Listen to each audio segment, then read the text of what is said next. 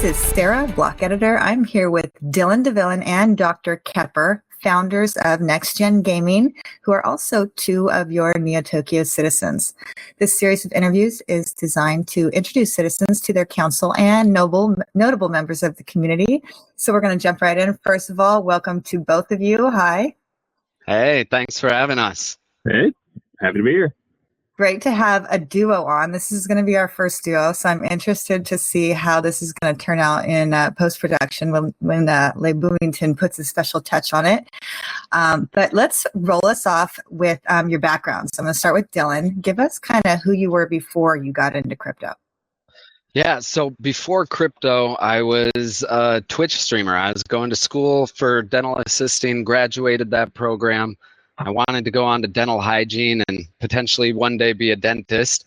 However, crypto changed all of that. I was streaming on Twitch, a lot of Rust, and then I kind of figured out I could sell skins on Rust on the Steam marketplace, and that kind of introduced me into making money in video games. And so it just kind of snowballed from there.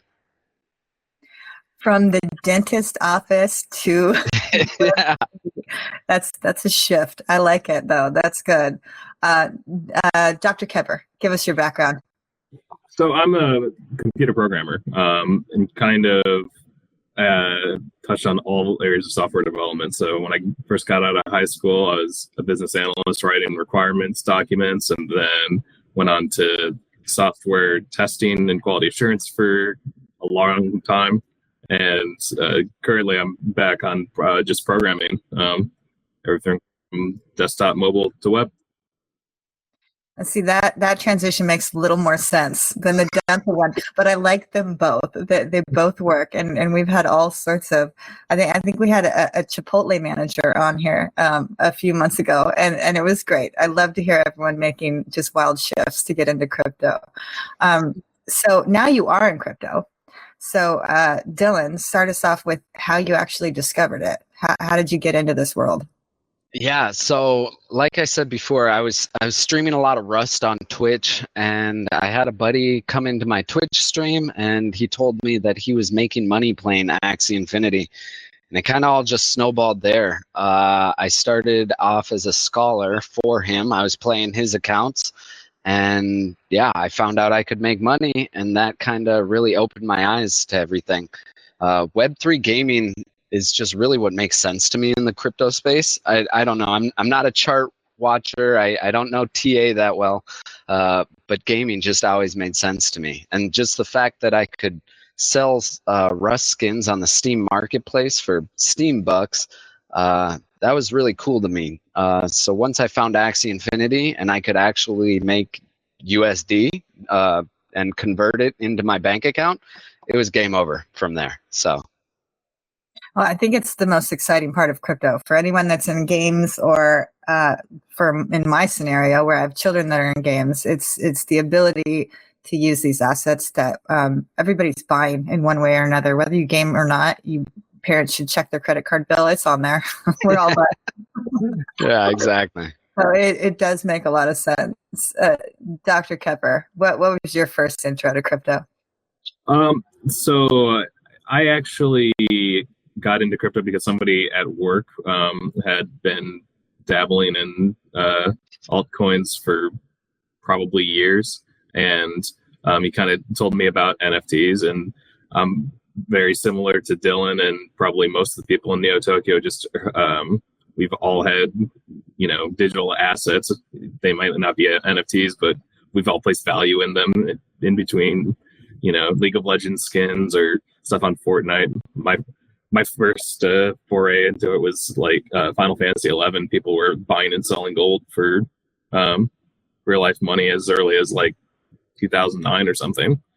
So when I heard that, I was just like, oh yeah, this totally makes sense. Like everybody values their digital items just as much as physical items, especially in the nerd world. So my first foray into it though was actually on the Wax blockchain, which had some pretty awful games on it. But like it was just the first thing I found, and gradually moved on to things on Ethereum and Axie and eventually Neo Tokyo. Well, speaking of Neo Tokyo, let's get into that. I'm going to start with you this time, DrKepper. How did you find Neo Tokyo? How did you get in? So after expanding on from the Wax blockchain, I started looking into YouTubers and Twitter accounts for different cryptocurrency, like big names, and eventually found Becker because he started. I didn't know him from any of his marketing stuff or any of his I guess health stuff, but when he started talking about crypto games, someone clued me onto him, and I probably found his YouTube channel a few months before the Citadel riddles began, and I didn't. I did make it into one of the bars before it closed, but my name just wasn't on the whitelist. So a year or so later, eventually bought a season 2. Oh, missed it by a minute. That is too bad. I'm with you though. I got in season 2 too. The original, I was way too far behind. I had no clue what anyone was talking about, but it doesn't matter. We got in, right? Right. Dylan, how did you get in? So mine, man, after Axie Infinity, I was all in on NFTs and gaming and things like that. And during that time, it seemed like every NFT you got, you could make money off of. So man, I found myself in Ozzy Osbourne's Discord, grinding for his whitelist. Must have been 3 months I live streamed in this Discord for his Crypto Bats project.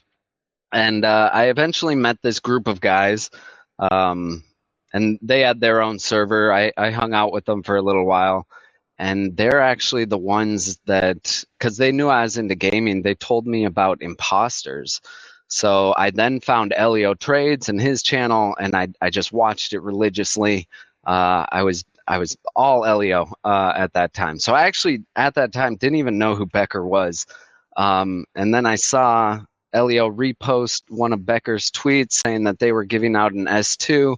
I just decided to join it, and I won it. And so that was kind of my introduction to the Neo Tokyo ecosystem, was also the S2s. I was not around for the S1s.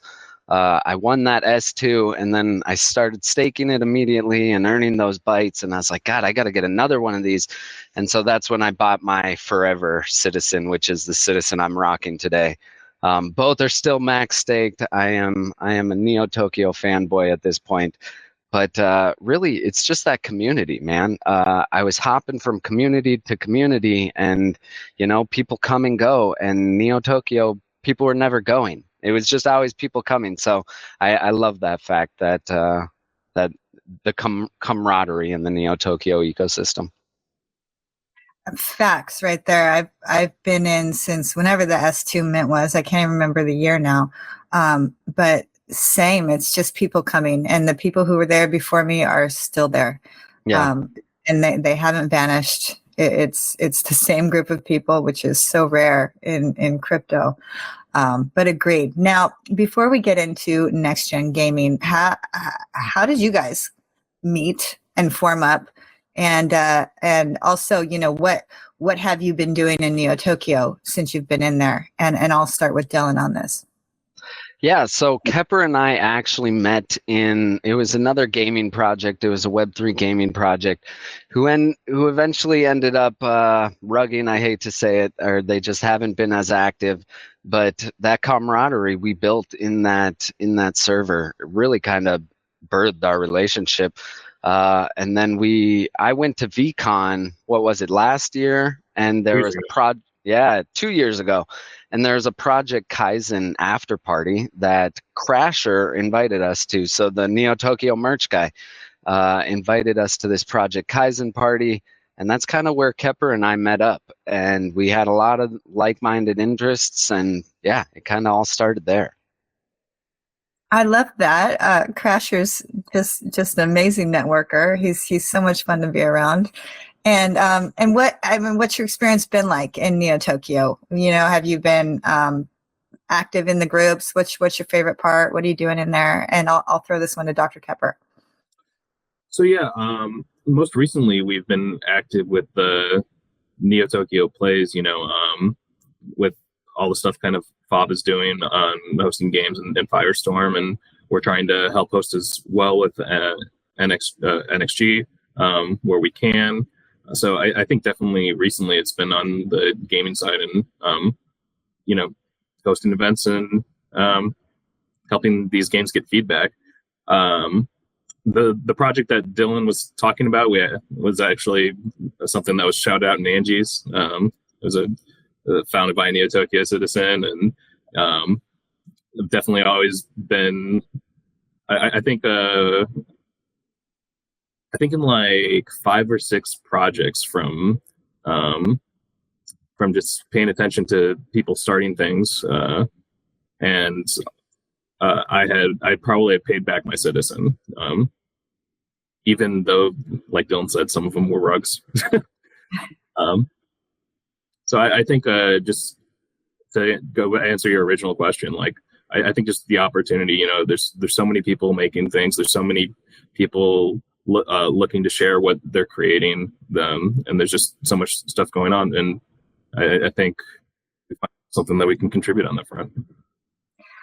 I have been sort of watching what Fob is doing with the NT plays, but I haven't been paying super close attention. I know there's a lot of chatter behind the scenes about ramping that up, so I'm excited to see what's going on there. So I think it's a good time to give me a rundown of what NextGenGaming is and how that operates, and I'll send that to either one of you. Yeah. So we are essentially a Web3 gaming guild. Pretty much just, when I first started crypto, like I said, I was hopping from server to server. I spent 3 months in crypto bats, and I don't know any of those guys anymore. And that's kind of heartbreaking. So just the fact that that Neo Tokyo brought us all together, and it's the same people reoccurring. Like that's kind of where. That's what we're shooting for, right? It's just a chill place to hang out after work and just catch up on anything you've missed. A lot of people work 9 to 5s, and they, it's hard to stay on top of everything. But when you have a group of guys that are constantly showing up, constantly telling you about this project or this project, you can kind of all come together and pick and choose what you want to be a part of. And that's really where we thrive, I think. Yep, and we try to reward our guild members by having a treasury of guild bank items that, as people show up to our events, we give them what's called guild points. It's similar to a DKP system if you've ever played an MMO before. And basically, as people show up, we try and reward them based off of how active they want to be. So the more expensive items are worth more guild points. Yeah, so it's real people playing real games. We're not doing a lot of this social farming or open a bunch of Twitter accounts and make it look like one person is 10 people. We're hosting real events playing these games, and our Discord's always open, mics are always open, people are always talking to each other, and that's that camaraderie we're trying to build. How often are the events going on? Every day. Yeah, every day, multiple ones a day. Yeah. And what's do you guys have a common game? I've never been in a guild, so explain it to me like I'm 5. So that's something that's kind of different from, I think, NextGenGaming than other gaming guilds. Some gaming guilds will focus on, they want to be the biggest big time guild, and they focus on one game. But we try and find as many quality games as we can to play so that people can find opportunities, right?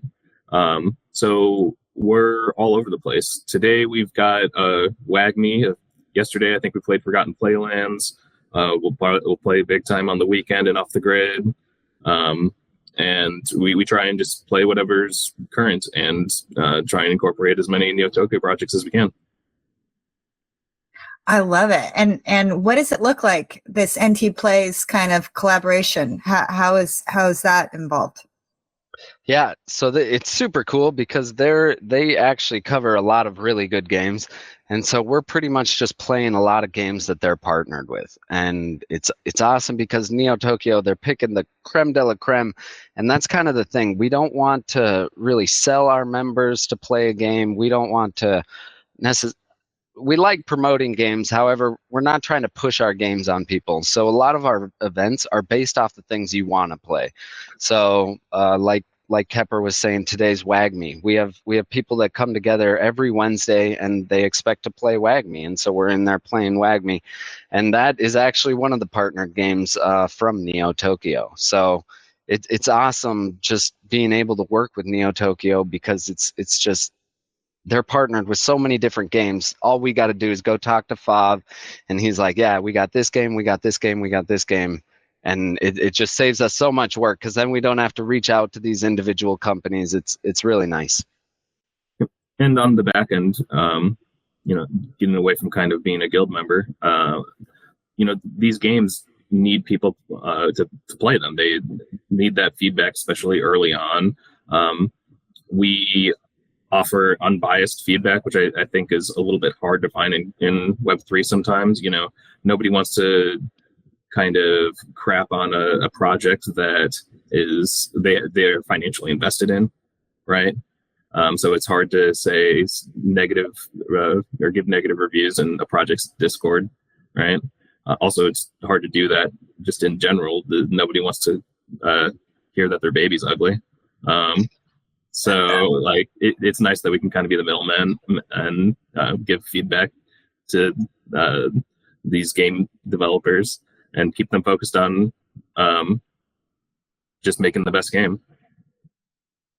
And what kind of numbers are you bringing to these game nights? Just out of curiosity. Yeah, so man, I would say from like 10 to 20. I think one of our best events we had like 30 people at, but yeah, no, it's going great because more often than not, you join events in different Discords and it's one person talking while everybody else is muted, where we're really trying to encourage that, unmuting your mic and making friends and coming back and yeah, so I'd say around 10 to 20. Now, if we want to play and we want to be a part of this, how does that work? It's like, so I'm a citizen. Is this something I access through Neo Tokyo, or are we going into the Next Gen Discord to get in and stream with you guys, or how's it work? Just join our events. So all you have to do is our Discords are open, and we have events on both our website, which is where we keep track of our guild points, as well as the Discord events themselves. So whenever we also have events with partners, we might do it in their Discord. So if it's a Neo Tokyo event, it might be in the Neo Tokyo Discord, but generally speaking, you can just join up and play. No gates. Yeah, that's one of the beautiful things. It doesn't cost anything for any of our members to be a part of NextGenGaming. However, hopefully in the future we can reward the citizens. You may get 1,000 points for showing up to an event. Hopefully, soon we can implement benefits to citizens joining up and things like that. Now, what about for people like me? Like, I spend more time investing in gaming than I do playing gaming. Is there a place where I can go watch the stream and just check out how fun the game looks while you guys are playing it? So that's one of the beautiful things about NextGenGaming is you can actually see us streaming the game. You can hear our feedback like, oh man, this is really awesome, or my guy can't run, or whatever. You can actually, the games you're investing into, you can watch us play. It's awesome. Okay, I like that. Yeah. That's actually kind of like a free research report, just to go in and watch and see people actually play. I think that's handy. That will be handy. Yeah, and we look forward to working with not Fob Boomington as well, because we're going to be doing a bunch of videos for him on game reviews, best ways to get into games. Because sometimes it's so hard to get into some of these games, or you have to download this or go to this website and do all these steps to actually get into the game and play the game. So hopefully we can simplify that a little bit. Agreed. It's a lot of work. You know, when I was really serious about like finding all the games I wanted to invest in, I had my daughter playing them. I just, you know, toss them her way and be like, tell me what you think. And she's a great gamer, right? And she'd real fast be like, oh, this one sucks. I'd never play it. Or like the good answer was, I might play it again. And that was actually really good for her, right? Like, oh, she might play it again. Like, that's excellent. But again, I got to download all these packs and all these things and on her computer, and I'm loading it up with all this junk. And, you know, after 3 or 4 games, it gets tiring. You kind of just want to watch. So, yeah. And each game's different too, you know? So yeah, if we can simplify that, we're all about that. Yeah, that's the other thing is for every game that we're playing, we try and make sure we have a subject matter expert. We call them game masters, that can just help answer any questions that new people have, and reward people for answering questions. Yeah, not only that, but we actually reward our members. So more often than not, you go into a Discord and you're like, how do I set a MetaMask up? It's pretty hard to get an answer, you know. Everybody's like, oh great, this new guy doesn't even know what MetaMask is. But we actually reward our guild members guild points for nice good tasks, nice tasks. So if they actually go out of their way to help you get into this game or help walk you through whatever blockchain it's on, we'll actually reward them guild points for their nice tasks. all right. Well, this seems like a pretty multifaceted project here, and it makes sense that you guys are in Neo Tokyo. So, yeah, to sort of give back to our citizens, we're asking everyone what their main expertise is. You know, what someone in the Citadel could come to you and be like, bro, I need advice on XYZ topic. I'm going to start with DrKepper. What would be your expertise that someone could come to you with for advice? I think I have a strong analytical mind. So if you, one of the things I really like doing, like professionally, before crypto, is writing requirements documents, as well as with quality assurance, creating like test cases in order to, you know, kind of fully explore all the avenues that somebody could mess up a game. So if you need somebody to help with, you know, documenting a feature or function, or just try and poke holes at what your plan is for something you're developing, then I think I can be your guy. Or if you need somebody who to write some test cases for a new feature, I can help out there too. Excellent. That's a great skill to have. And I'm going to throw that question at you too, Dylan. Yeah, so kind of how, like I touched on earlier, I'm just everything gaming. So if you want to come in and see the games that you're investing in, if they're good games, if they're playable games, what I think the future is, or overall the consensus of the group, what they think the future of the game is, that's where I kind of shine. And then hosting events, I'm all about hosting events in Discord and just bringing people together. I'm always trying to keep people engaged and talking and things like that. So that's really where I shine. I love that. That's not an easy thing to do. You know, doing interviews one-on-one or one-on-two is simple enough, but keeping a whole crowd engaged is complicated, and it is a wonderful skill to have. All right, we are going to step out of the Citadel, step out of the digital world, get to know you as real people for our last question. So let's go beyond Web3. Who are you guys outside of this world? Hobbies, outside interests, what piques your brain when you're out in the sun touching grass? And I will start with DrKepper. Touching grass? I'm a nerd. Unfortunately, I'm going to keep it pretty similar to gaming. I'm huge into board games and also Web2 games as well, but I'll focus on board games specifically. I love social deduction games. I met my wife actually through like a college board game like club. I love playing Werewolf, and which is kind of like Among Us with cards. And like I go to an event called Gen Con every year. That's like the biggest collaboration of board games down here in Indianapolis, and I'll play basically any game, whether it be like a resource management game or social deduction or like a versus game or something, or cooperative game. I'm just all over the place on that. You are not the first citizen I had with the board game answer for this. I want to say it was Blockchain Meta, but I can't remember. Somebody came back with having a whole like board game club where they would get together, and like they even took it virtual when everyone was global, where they're virtually playing board games. And I actually thought that sounded like so much fun. And I had no idea it was a thing, and now I do. I love that. Dylan, I'm going to throw the same question at you. Yeah, so like Kepper, I'm just an avid gamer. I do have some hobbies on the side. Being in the Midwest, I love anytime I get the chance to go to the mountains, like Montana, and go snowboarding. I try to do that once a year. That is where I'm at peace, is on the mountain. I hope to one day move to Montana or Wyoming because of that. And then outside of that, just fishing. And I'm a new dad, so that's kind of stepping into that.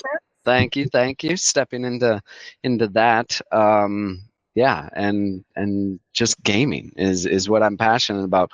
Like I said, I started as a dental assistant. I'm pretty passionate about teeth, but ultimately it's the gaming that took over, and now I am all Web3 gaming, and I see that that's where the future is going to be. So I'm trying to position myself in that. Dylan does have excellent teeth. I know everyone's looking at his 3D avatar, but they are fantastic. Thank you. All right. Now, a lot of skiers and snowboarders in the Citadel too. I know I'm watching the clock now that summer's gone. I've got my season pass ready, and I'm just waiting for the first snowfall to come. So it's good to have stuff outside this world of gaming.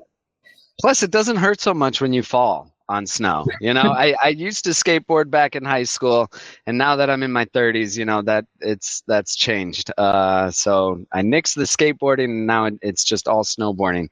So that's what I do. You got to keep your wrists safe for those game nights. Yeah, exactly. All right, this is where we are going to wrap this up. This is Sarah, block editor. Today we had DylanDaVillain and DrKepper, founders of NextGenGaming, and we're going to be looking for them on NT Plays and in their Discord for many events that they're hosting. And we will be back next week with another episode. Grand Rising.